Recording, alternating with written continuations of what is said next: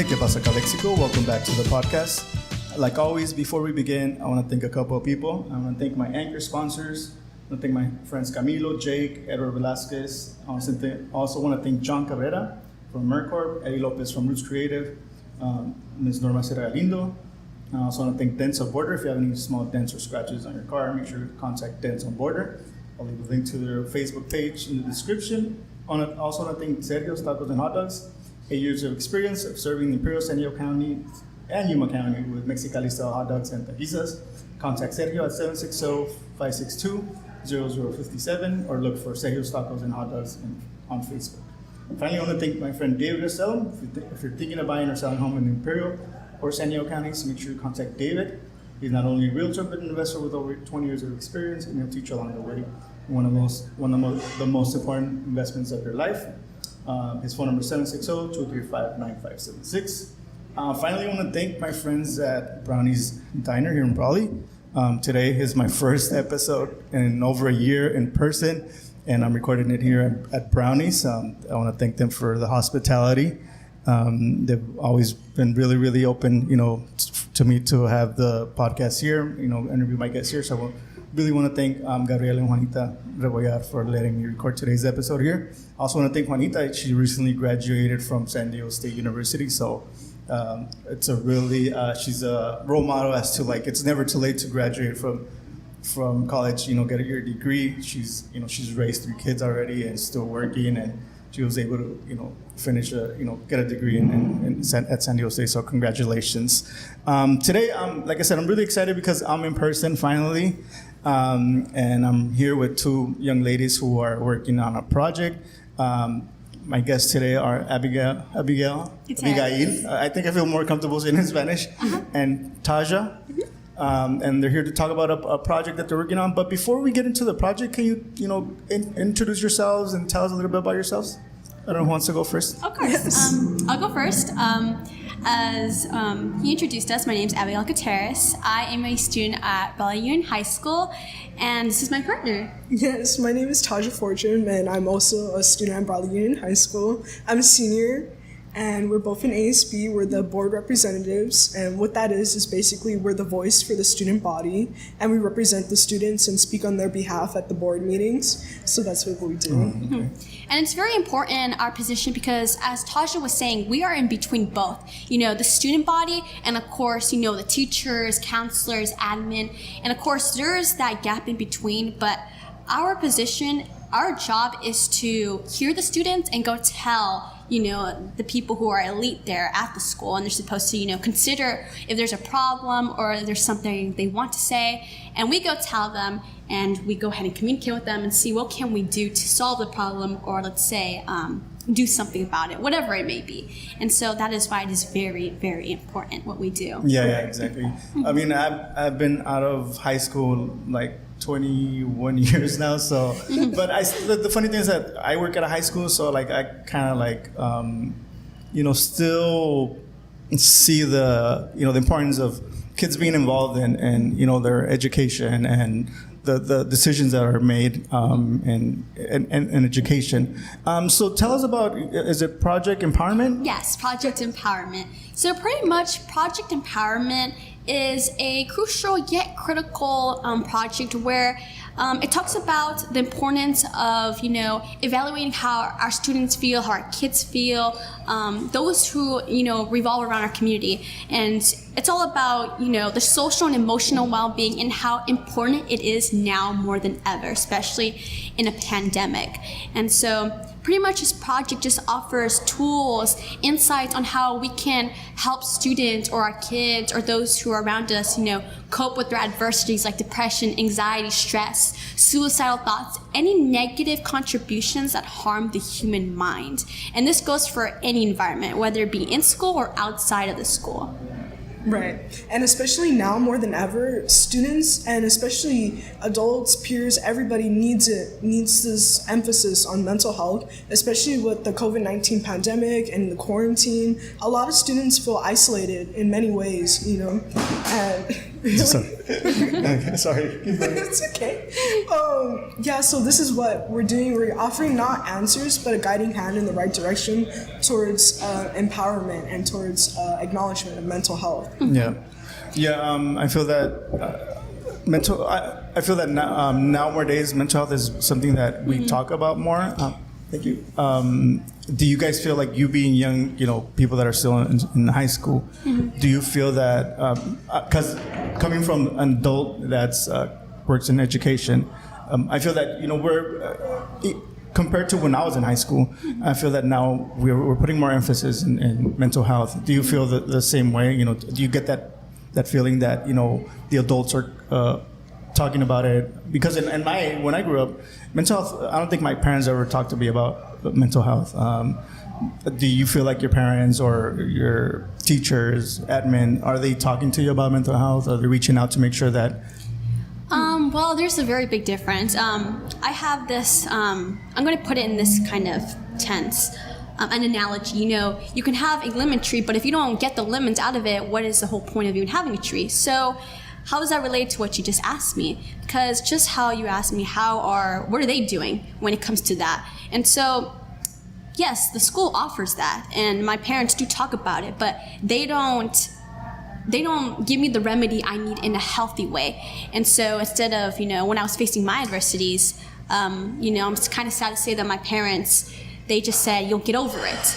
It'll pass. But really, that's not the way to do it. And same thing, is related to the school. They have these resources, these psychiatrists, people who specialize in this field for adversities. But if students or the kids are not showing up, then what's the whole point of it? Yeah. And so they're missing the idea that we need to communicate to our teenagers, our kids, in a different way. And so it's not what you do, it's how you're going to get students to go there. And so if that answers your question. Right. I feel like we've come an extremely long way from how mental health crises and emotions have been dealt with in the past, but really there's still a stigma surrounding mental health, and it's still these barriers that students and a lot of people face when trying to deal with mental health, and it's really what we're trying to get over now. So that's why we have Project Empowerment. Do you feel that you that are still in high school, do you feel that kids that don't take advantage or don't use the resources that there are,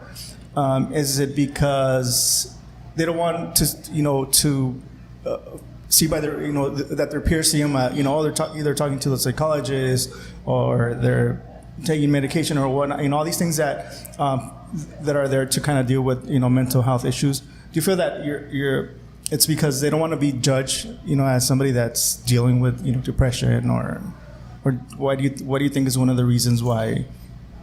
Well, I would say so. A lot of the times there's an embarrassment surrounding going to get help for mental health. It's a lot of stigma. Again, there's a lot of stigma, and there's a lot of negative contributions and negative attributes that come with getting help for mental health. You're seen as crazy or weak, or just all these negative things are attached with getting help. And really 9 times out of 10 it's beneficial, but that stigma again kind of persuades you or turns you away from getting it. Yeah, what she said. We have, I'm guilty of it too. When we were going through our struggles, we didn't even go to our own school, and they had, the resources. And so we're guilty of it. And you cannot expect a young person like ourselves to go tell an adult you don't even know. And, it's easier to open up to a friend or a peer or someone our age or someone who's gone through what we're going through. But, it's way difficult to open up to an adult or someone you don't know. And I think that is the ultimate reason why, out of embarrassment, out of judgment, like what my partner said. So. Yeah. And so in your project, that you've been working on, what are some of the things that you would like, seeing implemented or change in the school setting? Of course. So let's go ahead and dive into the project now. So as you guys know, everything starts for a reason. Why, right? Like we have to go through a circumstance or something, and that's what usually creates inspiration to create something. So we created this project based on, once again, our experiences. Last semester, I was taking 3 AP courses. AP classes is, it's an advanced placement for students, and it's more rigorous. It requires a lot more time, a lot more studying. And so pretty much I took it on for a challenge, to challenge myself personally, but it didn't end well. I was having my own personal problems at the same time, relationship problems, friendship problems, and it seems like everything was collapsing. And so that really pushed me to my breaking point, where it led me going to the hospital for health issues.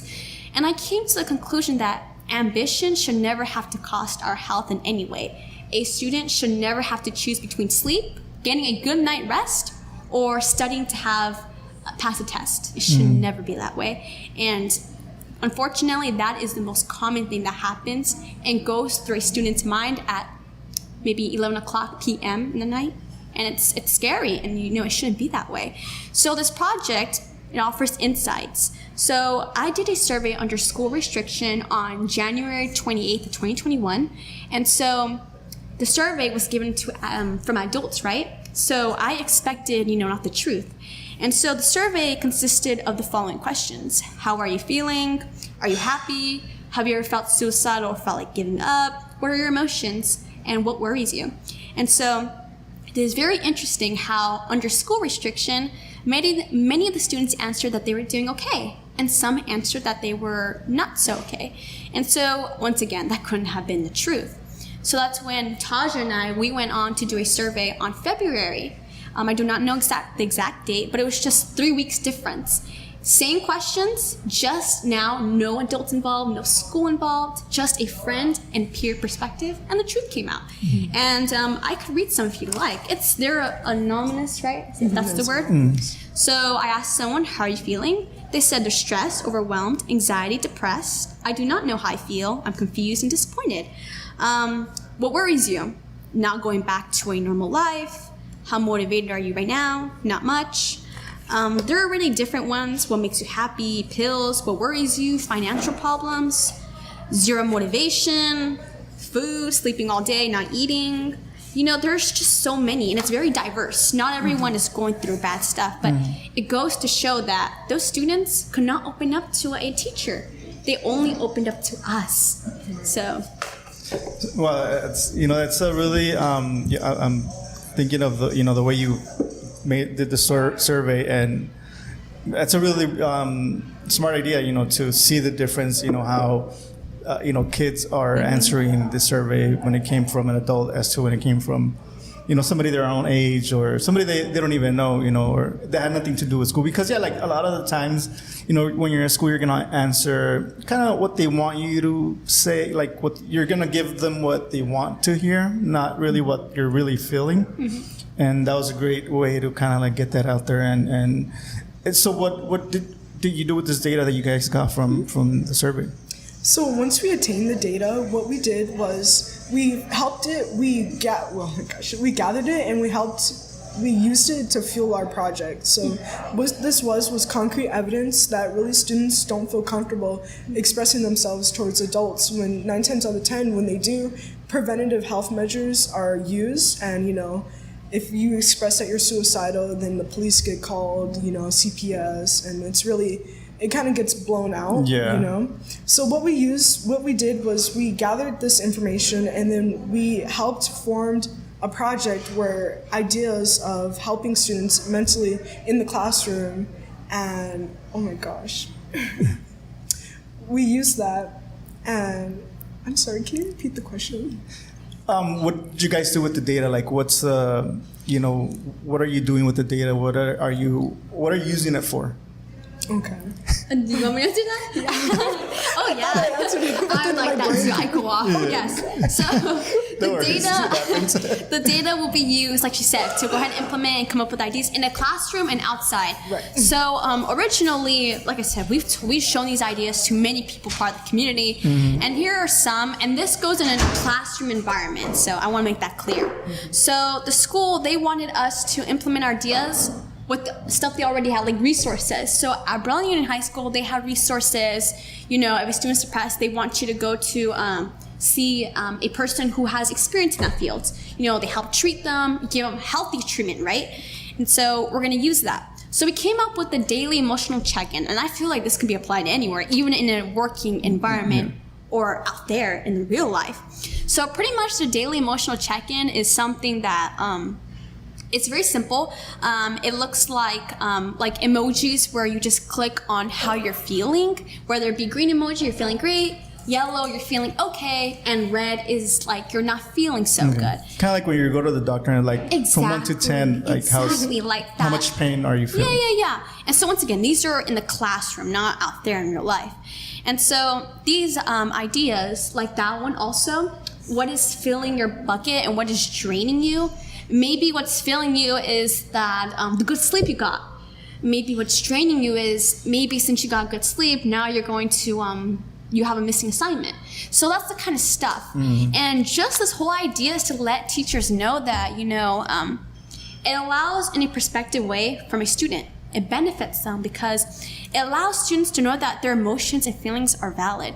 We live in a current society, unfortunately, that if you're feeling a certain way, if you're not feeling good, they still expect you to show up to work, or the school still expects you to perform well. But I'm going to emphasize the truth. You cannot expect a student or a person, an individual of any age or wherever, to perform well if they're not okay here, or overall entirely. And that is something that I think we all can agree on. So pretty much, if a student clicks that they're not feeling well, we want teachers to know that. We want them to know that, hey, Sammy here isn't feeling well. Maybe you should talk to this person. And so that just creates more, support, a bond, a relationship, something that teachers should have. Right.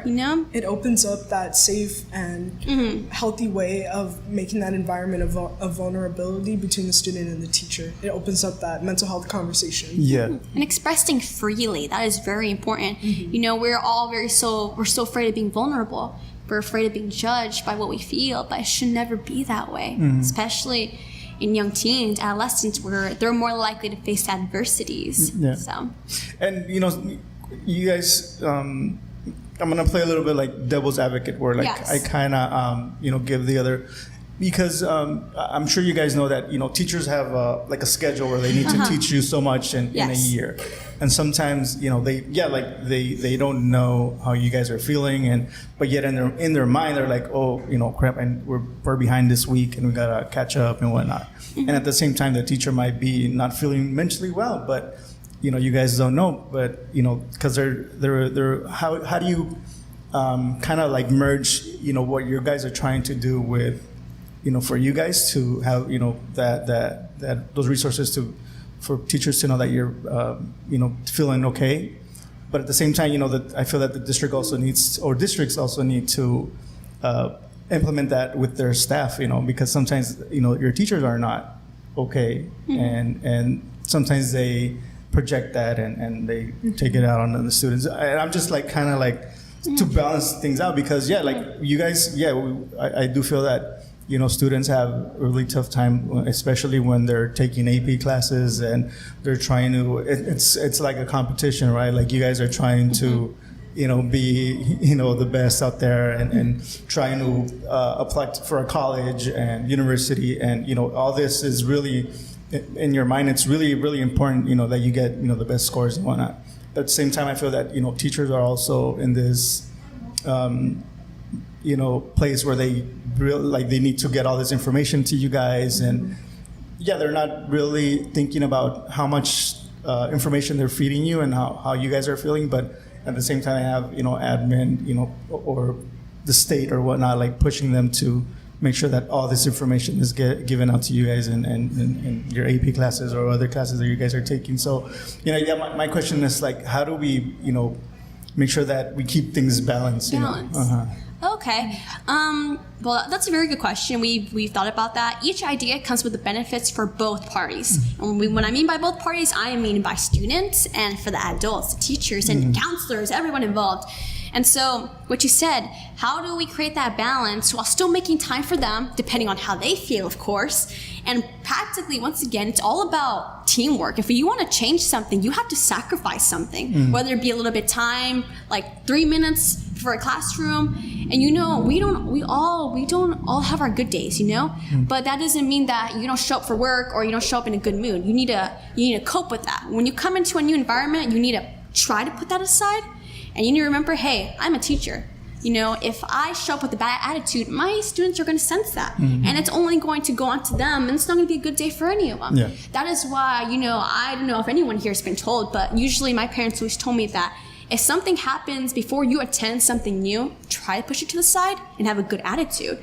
That is why, if that answers your question, if a teacher is not having a good day and yet there's stuff to ask their students, I think that it's something that's going to benefit both, to exchange. Not only does it ask us, but maybe you can ask yourself that. How are you feeling? Yeah. And it's a check-in for both. And so, just a matter of making time, maybe making just 3 minutes. What's it going to cost you? 3 minutes. And so... Right. I feel like that was very interesting that you said that teachers are dealing with their own adversities as well, which is very true. And, not only their own adversities, but also from the state, they're pushing to get work done. They have deadlines and timelines and everything that they need to do. And I feel like that kind of leads into our next idea, which is called Wellness Wednesday. And what it is, it's an interactive counseling session led by Jessica Reyes. And what it does, it offers advice for a healthy life and a healthy lifestyle and mindset overall for students, not even just students, but adults as well, who are going through adversities or struggles. So what that could do, it could take some of the pressure off of teachers per se to always be worrying about mental health, when they have other issues. But maybe instead of dealing with that, they could send their students or maybe even themselves to Wellness Wednesday, where they can get that second opinion, that other side of help dealing with mental health. Yeah, that's a good idea. I know recently you guys presented at the Brawley Elementary School Board meeting. Yes. What has been the feedback you guys have gotten on your presentation? Over the project? Yes. So the feedback goes very well. The moment we entered in, you can tell how the ambient is. And the ambient was wonderful. They were welcoming. They heard us. Yes, they're warm. And usually for each meeting, there's usually 3 minutes to present. That's usually the most traditional way. But they gave us 20 minutes. And even then, we were prepared.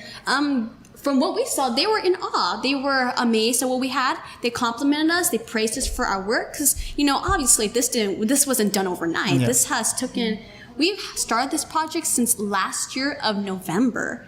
And I started it by myself, then she was my partner.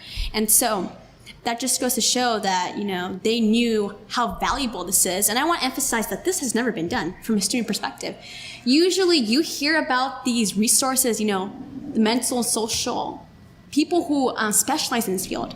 But it has never been told from student perspective who have gone through these stuff. And that's why it is unique. And they saw that. So yes, they're going to go ahead and endorse and a couple ideas. And we're still communicating, since school is already coming to an end. We're going to be preparing for next year, probably during the summer. And so yes, they loved the ideas. We didn't go into detail, but we did an overall brief of the the entire thing. Yeah. But they were supportive. They were supportive. They understood. And I think that's the best thing, when people understand where you're coming from. So in the future, we hope to implement there something.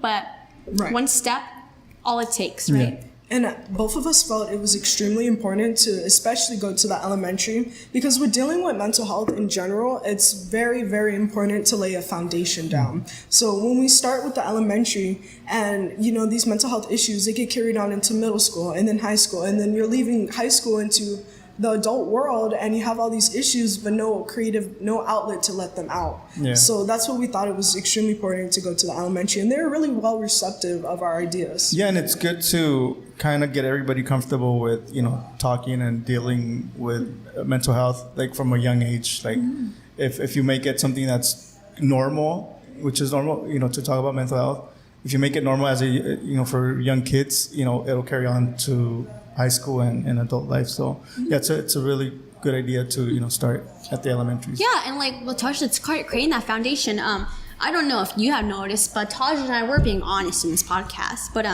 usually innocence usually fades away between after maybe at 5th grade and 6th grade, and after that there's no such thing as innocence no more. You see young kids like ourselves, younger than us, hitting vapes now, and it's the cool thing apparently, but they use that to get over their adversities, over a breakup or something's going on. they go hit a vape, go hang around with the wrong people, and we don't want to nurture that. And that is why it's about creating that foundation.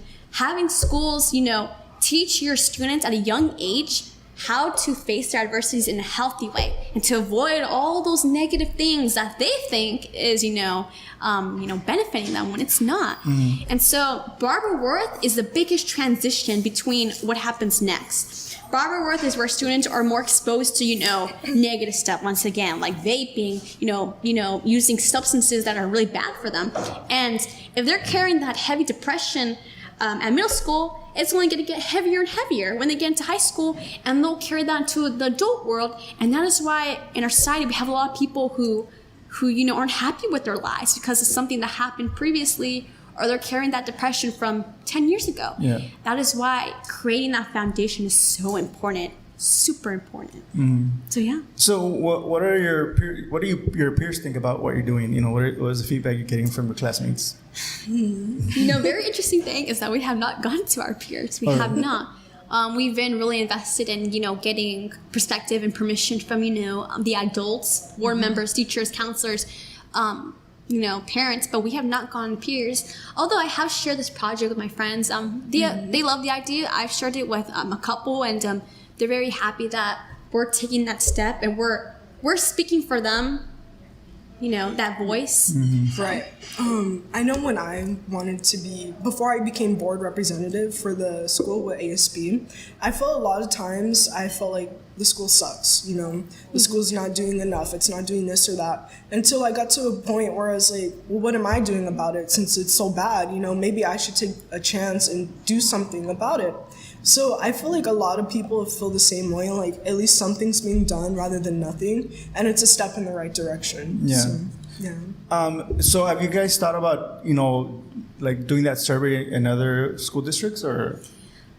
With the whole time school coming to an end, mm-hmm. there were so many things we wanted to do, mm-hmm. The limit is the sky, I guess, if that's how you want to put it. And her and I, we were willing to go to an extent, but school's ending, people are tired, it's been a crazy year, students want to just, graduate, no one's really in the mood no more. And, mm-hmm. With this project, it's strained us sometimes, a lot of times, and I will admit it. And so, we've reached out to many schools, actually this week, and, it's been a slow response, but I believe that we will have better luck next year when everything starts. People come back fresh, So hopefully in person. Yes, yeah. It's going to be in person.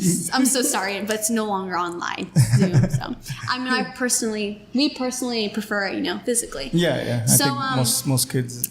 With the whole survey thing that you asked, we do hope, at least I do, because she'll be graduating, unfortunately. Yeah, so that was one of my questions. Like, now that Tahjah is leaving, like, what's the... Yeah, it'll be heavier on me, but I will definitely have a new partner, who mm-hmm. Shares the same passion. And hopefully we'll go ahead and do surveys over there, see how they're doing. Or maybe look outside the Imperial Valley, see how other schools are doing. Because usually you might learn things from somewhere out here. We live in the Imperial Valley. There might be great, more grand ideas out there in San Diego, Yuma, somewhere out there. Mm-hmm. And so, networking right now is the key word. And that's what we have been doing. Mm-hmm. It's not an easy thing, but it is just making a change. Yeah.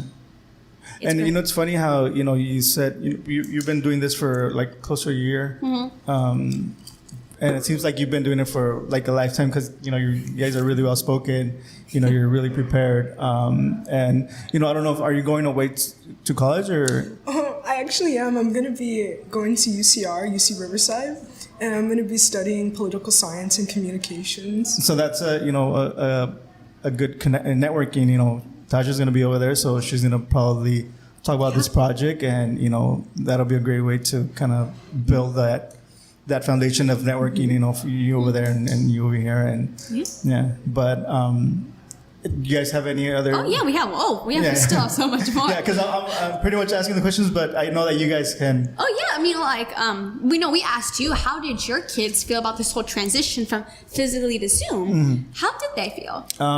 Well, my oldest isn't in school, but my youngest is in school. He's right now in 6th grade, mm-hmm. and he did have a hard time with this is learning online thing. Yeah. I feel that he didn't give it as 100% like he normally does.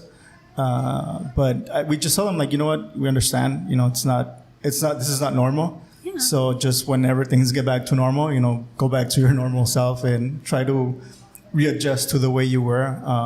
Because I get it. I'm in technology. I'm a computer technician, and I know even though I like computers, I know that it's super hard to stay focused, on a computer, especially like for school. Like I don't know, it's super. Well, I was actually, the funny thing is that yesterday I got invited to be a speaker for Career Day for one of my local elementaries, and I was overwhelmed by the little Zoom faces and like every kid like it was fourth graders, and like one of them was jumping around, the other one was like putting a cup on the camera, the other one was playing with their dog. It was like, wow, this is what teachers are dealing with right now. And it's not easy like to be focused when you're at home. When I was working at home from home, I was doing my job, but sometimes it was like, my son was there. I had to, if he needed something, I would feed him. I would, make sure he was in class. Like, so it was a little bit hard to focus, for myself as an adult. I can imagine for kids that have a little bit shorter, attention, Yeah, attention span. Yeah. So I feel like, I get it. I understand that, it's really hard for kids to not be in class. And then like in the beginning, adults like teachers and counselors and my parents were like, just go to Zoom. It's easy. All you have to do is sit there. Oh, but when it's their turn, like they can't take it. And see, in the beginning, teachers at our school, they were like, just get on Zoom, it's easy. And our principal, and they're like, yeah, get on. But when it's time for them, they were even tired of it. And so I'm just saying, like, it impacted everyone. That's why I asked how your kids were doing. Because all ages, all grades, wherever you come from, wherever you are, or wherever you live, Zoom was, I think, it impacted almost everywhere. Yeah. And, I'm just, it's very important to ask how did it affect others. Yeah. So one of the questions I have for you actually is, being an adult in the quote unquote adult world, how do you deal with mental health issues or your own mental health? It's a good question. Especially like not being in school and having these resources easily accessible. You're like kind of on your own. So how do you deal with that? You know what? I don't think I deal with it the right way. I don't talk about my issues a lot, which I know I should. I try to. I spend a lot of time on my own. Listen to podcasts, and that's how I clear my head. Whenever I'm like even at work, whenever I'm stressed, I'll get up from my desk and I'll walk around campus and I'll listen to like a comedy podcast and kind of declutter my brain a little bit just for that little bit. And I think that's what I do a lot. I'll play video games sometimes just to escape from, and walking is a good way for me to relieve stress. I try to do that, but I think that coming from a Mexican background, my parents never really talked about mental health. I don't think till this day. I think recently in the pandemic, I kind of asked my parents, how do you feel? What would you feel like, or what would be your reaction if I were gay or my son was gay? It's something that we never talked about. And during the pandemic, we met. We kind of did that 2-week quarantine, and then once we were safe, we met out of my house, and we just had a long day, and we had conversations that we never had before, and that was one of the topics I brought up. And I feel that being from a Mexican American or Mexican background, we don't talk about mental health a lot. There's a lot of things that we don't talk about as a family, and I feel that we try to do it. My wife does a lot better job of talking to her sons about stuff like that, depression, talking about girls and sex education, things like that. I think she does a better job than I do at that, and I think it's because of my culture. But we try to be a little bit more open about that, not stigmatize it a lot, making sure that if they feel something that they come talk to us. Or her, she'll be like, oh, if you don't feel comfortable with your dad, Maui's here or whatnot. So, they know that there's, that door open for them to talk about, anything. Yeah. And usually for adversities, like we said, like you're not gonna expect like someone like us to go an adult. And usually it can be an adult, but it has to be someone you trust. Going out to school, I trust this one teacher that has always been there for me, and it's a guy. And I mean, I see nothing wrong with that. And so I'm just saying, like, yes, students can confine, or kids can confine in an adult, but usually it can be someone random. It has to be someone, you know, they trust, they've had that connection with, and kind of what you said, like if they can't go to you, maybe go to someone else. Right. And well, yeah, there's that connection right there. Right. And So, I feel like the whole basis of this project is allowing students who may not have those opportunities of confining in a certain teacher or a certain adult. It's opening up that opportunity for them. It's allowing them the chance to connect with someone they may not have ever looked at in that way or thought they could be vulnerable with. So Yeah, I think a lot of the times it just takes, you know, that one opportunity to say, like, you know what, I'm gonna, you know, reach out to this person, because we don't do it because, like you said, like we don't feel comfortable, and we don't know how they're gonna react. But sometimes, like, you're just asking, sometimes, you know, it goes a long way. and so the next idea, because there's many more, there's, you know, the personalized check-in. Once again, like kind of like the first one, you know, where you click the emojis, but this one's different. It's personalized. So I was telling Tahjah, and I was telling everyone that I tell this project to, that love isn't always something that's romantic. It's also just, once again, trusting, confining, having that bond, relationship, connection. And so we would like, you know, the teachers or whoever it is in charge of a classroom or whatever it may be, you can ask them, how was your day? How can I make your day better? Those kind of stuff. Those questions can really make a difference and help a person open up. And, you know, it benefits, once again, a student. It helps them, you know, if they're feeling isolated or have this depression, they can open up. If they feel like they're being uncared for by even their own family, you know, a teacher that would ask, how was your day? That shows care, you know? And we want to remind them that we care for you, and vice versa. And, you know, from a teacher's perspective, you know, it creates deeper understanding of a student's emotional behavior. Understanding is another key word. And then it's so easy to come up with the solutions to a problem. But first of all, you have to ask, what caused an issue, their situation? Why are so many students depressed, have anxiety, stress in the pandemic? You know, people have lost their jobs. People have lost, you know, loved ones and all kinds of crazy stuff. And we have people, their students, you know, stressed. That shouldn't even be of someone's, you know, worry right now. And so going through the surveys, the most common answer was students are feeling overworked. And this is somewhere seen through all social media. When we scroll, we see students give their perspective. My teacher from Colorado is giving me so much work, or from here or there or San Diego. But it's common that they're feeling overworked. And that's what our school said. And with these surveys, it proved that, you know, the numbers don't lie. This is just facts at this point. And so once again, you know, Wellness Wednesday alternative, having those resources on the side, and that they're good, of course. And, you know, having an open policy. The open policy pretty much talks about teachers accepting late work and missing work, and that is super important. Tahjah and I, we would probably be failing class if it wasn't for our teachers accepting our work. And as humorous as it is, you know, it is very important that teachers, some of them are stubborn. You know what? In real life, you know, your boss isn't going to allow you to come in late to work. Well, you know what? When they come in late to work, I'm going to say, well, boss, well, what happened to you? You know, that's what I'm saying. Like, you never know what a person is going through. If they lost someone, you can't expect them to turn in work or perform well. And, you know, it's important, huh, Tahjah?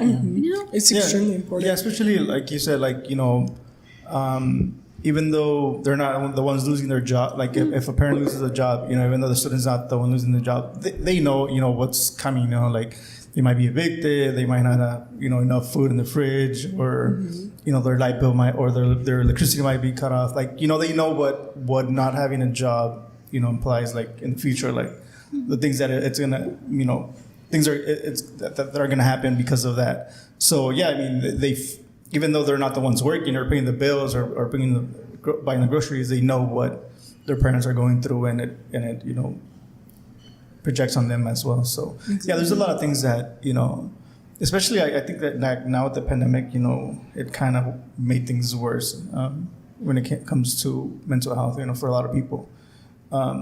Do you guys feel that, because I know like now more and more, a lot of artists or musicians, they talk about mental health. They say, you know what, me myself, I get depressed, or I know, is it Logic that made that one song? Yeah. 100. Yeah, it's a good song though. So do you feel that, that is helping destigmatize, mental health a little bit? Is it now that, more people that are, famous or on TV or on the radio, that they're talking about, mental health, does it feel like it's making it a little bit more normal for people to talk about it? I feel like when you look at modern media, a lot of the times when you see celebrities and people in power, when they have the chance to be vulnerable and they show their real emotions, even when dealing all the pressures of having fame and stardom, and when they have a chance to be vulnerable, a lot of people look up to them, because if they have the ability to express themselves freely without fear of judgment, then that allows other people to feel, well, maybe I can too. And I feel like especially Logic, I love him and his music. It's really powerful, and other artists like him. It really inspires young people and people of all generations, to be vulnerable and open themselves up. So I really do think now, especially artists, allow those conversations to happen by being vulnerable. Yes. Yeah. I mean, I have nothing more to add to that, but like what she said. I mean, the song, I don't really know, like, I've heard the song, but I haven't really gone to what the lyrics mean. But I think what she said, I think it talks about not committing suicide and stuff like that. And yes, it's very important, and that's why we need more role models like that, because young adolescents like ourselves, we look up to those people. We look up to, and what we hear, is how we see the world, Right. So it's very important. Right. And I feel like not even just celebrities per se, but even just like our principal or a teacher that you trust, or your parents, just seeing somebody that you look up to, having those conversations really opens up a lot of doors. Yeah. Because like I said, for me, it was never something that we talked about. Even though I feel like I never went through, I guess the normal things heartbreak when you break up with the girlfriend or stuff like that. But other than that, I feel like I didn't deal with, I didn't have to go through, depression and all those things. But I feel that there were a lot of friends that I could tell they were going through something, but they really didn't talk about it, or it wasn't something that was shared between, our peers. But even now as an adult, I feel that we don't have enough, as friends, we don't have enough conversations about, mental health issues. And I don't know, maybe it's a generational thing still. And then our next topic is motivation. I think motivation is a really big deal. I feel like motivation was the biggest thing I lacked. Maybe everyone. I'm pretty sure you even lacked motivation to get out of bed. Even my own parents and teachers and counselors and almost anyone who plays a role model in our society. Wherever you work, whatever you do, I am sure we've all had that one night during this pandemic where we almost didn't go to work or show up to Zoom or show up to school. And, motivation comes from within. It just comes within. You can maybe, bring it out on you. Maybe you can see a motivational quote. Maybe that'll get me up in the morning. Or maybe hearing your favorite artist can get you up in the morning. I mean, I personally love Kanye West and his music. It motivates me. Like I said, we were talking about having that role model to motivate you, get you up. When you're facing something, put on that music and, escape from something. And so what are ideas with that, is related to the school in a school environment, which, is rapidly positive affirmations, a rewarding system. Usually we all do something for a living, right? And we need money to survive, right? That's just the way it works. And so just how you go to your work to, make money, but maybe out of passion as well.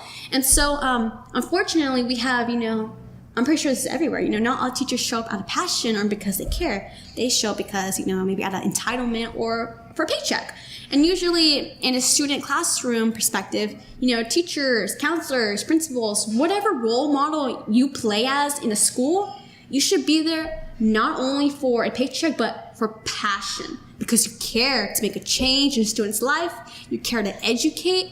And I think that should be something that before a person goes to a job interview for anything related to teaching or being in school, you need to ask yourself, are you here for a paycheck, or are you here to make a difference in a child's life? And I think that goes for anywhere, making a change somehow, somewhere, despite where you live or where you work. And so, once again, just having that, what's that word for? Having that incentive. Yes, there it is. Yes. Right. Incentive. Just really emphasizing the incentive, because when you go to school, you want there to be like when we went to the elementaries to be like a welcoming, warm environment. And when you have that incentive, whether it's being a raffle or you get a ticket for doing good work or picking up trash around the school, having that incentive with that motivation, it really helps students feel more motivational when going to school. And they want to go to school. They want to get up and get on Zoom or do what they need to do to get through the day. And so our school, they have this rewarding system. Usually each school has core values, right? Be kind, be this, be that. In our school, they want us to, be resilient, be respectful, be kind, show integrity and all this kind of stuff. And so it's important, right, to have those morals, those values. But the school right now, BUHS, they're rewarding students for, demonstrating those core values. But instead of rewarding on a mass scale, like you were saying, we want to advocate that it's important to reward on a lower scale, Micro level. Yeah, on a micro level, if a student was at a C- and now they're at a B-, that's a big gap, that's a jump. And that takes a lot of work, effort, improvement. I think that's the most powerful word now more than ever. We've all improved between this pandemic. From the beginning, we were all like upset that this happened. We were all tired of being at home. And now we improved and we're adjusting, to, I guess, getting into a normal life, being better. And so we want to encourage that we have it on a micro level, because effort and improvement, it's a big deal. And that deserves reward. Yeah, especially like for, teachers, it's, because it's really important for them to be really, that they show, or that students know that, they're there for, to teach them and to make them better, and to, make them know or understand that, sky's the limit. Like, when you get out of here, I want you to become a doctor or whatever, that they're not just there, going through the motions, they're there to inspire and make, the students, better, and motivate them to become better. Yeah, I think it's... Right. And for every good teacher that we've had, they really change your life. They really make an impact on you, and they really inspire you to be something and be someone and be a productive member of society instead of, like you said, going through the motions. So it's really important, we feel, that motivation really plays a big role in how we teach students, how we motivate them, how we inspire them. And I think that that motivation can actually change the way students see school. I think before this pandemic, no one liked going to school. It was so common. I gotta wake up in the morning, all this kind of stuff. But it is very interesting how, at school before the pandemic, no one wanted to go to school. No one was motivated. And you know what? The reason why is because school focuses more on passing this test. You know what? I feel like life is a test. Like, we're always so worried about getting the right answers for everything that we actually never come to seek something else. We're always there because of this test. We gotta pass this, but it had me thinking, why am I here? I had that question, and my teachers really weren't motivating back then. School was very boring. And, they had us thinking that if you don't pass this test, you're going to fail at life. That's it. And no, it's not that. And there are so many successful people who dropped out of high school, who didn't go to college, and are making more than the average person who, let's say, graduated from high school. And so, Kanye West, who is, he's a rapper, I think he's one of the richest, black man here for, hip hop. And so, he was saying in one of his interviews that, he didn't fail school. School failed him. And I agree that, school or your grades, they don't determine where you go or how far you're going to get in life or what's going to be your network or salary. And like Elon Musk, he didn't go to Harvard, but the people who work for him did. And I'm just saying that, we should motivate students by, if you have a dream, go for it. Just because you failed this test, that doesn't mean you're not going to accomplish it. And I want to encourage teachers to motivate. And it's okay if you don't pass this test. It's okay if you don't. But motivate. Yeah. I'm so sorry, but I mean, I'm very passionate. We're both passionate about this. It's really, you can tell how, you're really passionate about what you're doing. It's true though. But it's good. It's true. It's true. It's very true. Grades and worrying about whether you're going to pass or test or not is only a little small sliver of what life is in general. It's only the shallow part of it. And really, with this project and just dealing with mental health, it's living a more fulfilling life, more than just the surface level. So, And then those were all ideas from the school. Now, if we jump into a more broader way, we wanted to go into a deeper understanding, and we wanted to do social experiments. And what I mean by this is, like I said, students don't really go to resources at the school because, once again, they don't want to be judged. So how do we connect with them without actually a nonverbal way? Which is why we came up with a hybrid way of making that happen. So we wanted to have an idea where we wanted a person to stand with a blindfold and wear a sign that says, "Is something going on in your life?" and put it in at the school where where the students going, and we want to see if students are going to come up to that person and hug them or tell them, I'm going through this breakup, I'm going through something, I lost someone. But as strange as it is, that is how we communicate. Someone is more likely to open, once again, I'm more likely to open up to my partner than to you. And, it's expected. And if I'm feeling suicidal, I'm more likely to go to her. So pretty much, if I was the person in the middle with the blindfold and someone came to me, and they were vulnerable, I wouldn't judge them at all. In fact, I would be happy that they came to me. And they say, I'm suicidal. You know how I would respond to that? I would say, outlive your enemies. That's humorous, right? And unexpected. But that's how we want to talk to each other. Versus an adult, they would probably say, don't do it, right? Don't do it. There's more to life. But they're not going to feel that. They're going to feel more what I said because it's humorous. It's more teenage-like, that communication. And so having these social experiments could make a big difference. I think it could even change something at schools or around, at different schools. Right. And there's many more other ideas, like a box where they just put in a note on how you're feeling or tell me something. And just even getting that off your back, getting that off your shoulders, it can make wonders. Right. It's like creating that culture of vulnerability at school. And a lot of times when you go to these successful businesses like Google, Microsoft, all these big companies, one of the big things that they focus on is allowing their employees to express themselves creatively, and that's the type of culture we want to create at school, allowing that students to express themselves, to be able to do that without fear of judgment or, just allowing that environment, that environment. Yeah. And so like what she was saying, it's just very important, breaking that old culture. We schools are playing by the old rules. Now it's a new game with this pandemic. You got to create new ways to solve these problems. And so once again, just creating a new culture. And it's sad to say that students, they don't want to seek help because if you're depressed, people think you're crazy. If you go see a therapist, people think that you've done something. And I think I felt like that. I've had some things happen to me and I should see a therapist, but I'm afraid to because, he or she's going to think I'm nuts or I've done something, and it's sad, and we don't want that no more. We want to break that and create the new culture that my partner was talking about. Right. Yeah. And I feel like after going through the COVID-19 pandemic and still going through it in quarantine and being away from the school, I feel like it sheds a light on everything that needs to be fixed now that we're away.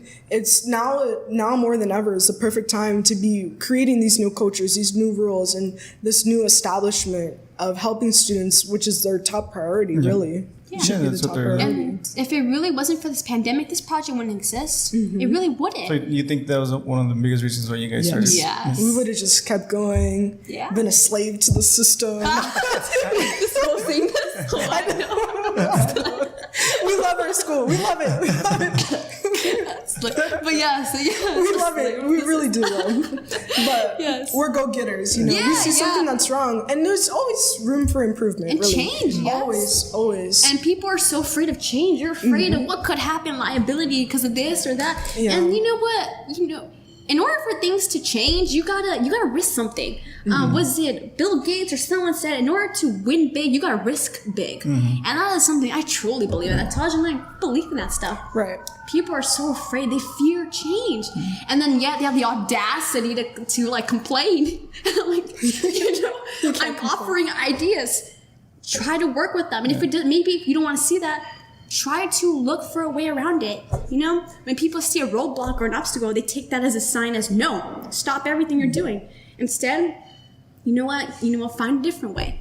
So that's why we want to promote change, a different culture, Right. It's time for change. Right. And I feel like for the most part, everybody's been really well receptive. If it wasn't for the elementary, we probably wouldn't be speaking to you today with this podcast. And, the high school themselves have been really well receptive, pushing us to go farther than, and providing us opportunities with meeting new people, like Abigail said, networking. So yeah, we feel like even though there is always room for improvement, there is still opportunity for change, and we've been given those opportunities that, and it's good too. Like I said, I work in the educational field, and sometimes we don't hear enough from students, their perspective out of it. So it's good that, especially like the survey, when you guys did it, coming from like a young adult, like a young person, that you got a little bit more honest feedback. That's a really good, a good way to see what's really going on, not what we think is going on. That everything's a-okay, and in reality is there's more going on out there, but they don't really open up to us because we're adults. We might judge, or I don't know what, why do you think you're hesitant to, be open to a survey coming from an adult? I would say, kind of like before, when dealing with mental health and behavioral health, there's these preventative measures instead of like nurturing. It's more so preventative. And what that means is if you say you're suicidal, you say that, you are dealing with a situation that's unsafe, or you're dealing with these problems, what's going to happen is the teacher or whoever you're confiding in becomes a mandated reporter. And what that brings is a liability.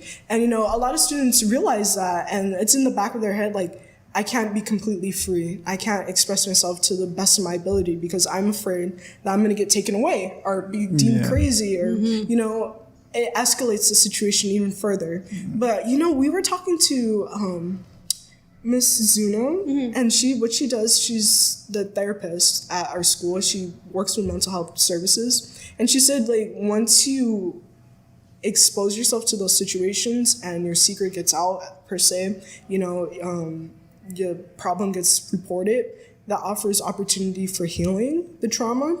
So, I don't know, I feel like it's a catch-22. You say something, you get in trouble, but you get help. But if you don't say something, you could just power through it. Yeah. And, the way they undo it, I feel like is, unethical in a way. Like, if it's a very serious problem, like you're suicidal, they'll send a cop to come pick you up in a cop car, and you leave and you go to this place that makes it look like you're insane.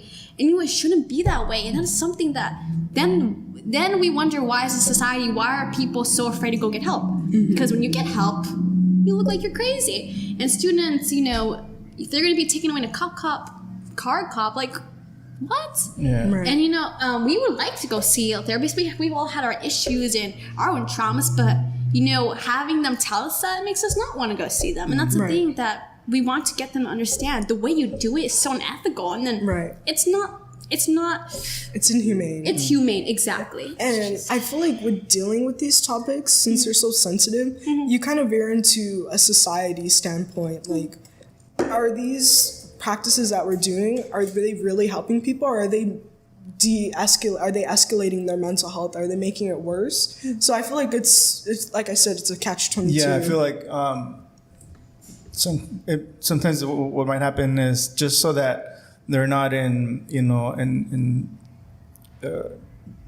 taken away again, or be put up in a room where they make you think like you're crazy. or you'll just say like, you know what, I'm okay now, even though you're not really over, your issues. You're just saying you're okay so that you don't have to go through that whole process again. And it's true. Like I had never, because like I've gone through that mandated, what do you call it when you reporter? Mandate reporter, yeah. Through those trainings and it's I had never thought about, like in a way when we report something, sometimes we're making even the issue even worse by, taking them away from their families. I mean, sometimes sometimes it is better to take them away from their families if they're, if there's abuse there or they're not doing well there, that might be the best thing to do. But a lot of the times, it might not be where they're just going through some things on their own, not having to do with their family, and they're taken away from them. Or taken away in a cop car. It makes things even worse, I feel. But that's a good answer to my question about why you guys don't feel comfortable telling an adult other than a peer. Yeah. And so these are all factors to this whole project, based on how the adults see it, how the students see it, and that's why there's always that barrier, as we have to create that communication, but this is project empowerment. It's not easy. You get opinions, you get constructive criticism, sometimes you just get criticism, and you have to have an open mind, open heart, and you take it in. And so this project is being revised, and it's not going to be finalized till probably over the summer. But it's just very important that we talk about this, we bring awareness, because it is very important, crucially important that we talk about this. Right. And we never know, this can actually change a student's life or save their lives. Yeah. Right. It might be the difference between life and death for just someone. And this is why we do what we do, for change, out of passion. Yeah. Nobody can say you don't have any passion for the project. Oh no, I mean, we've done all the work. It wasn't done overnight. Do you want to say our slogan? Oh yes, this is our slogan. Okay. If not now, then if when? not now, then when? And if not us, then who? And that's just the truth. Yeah.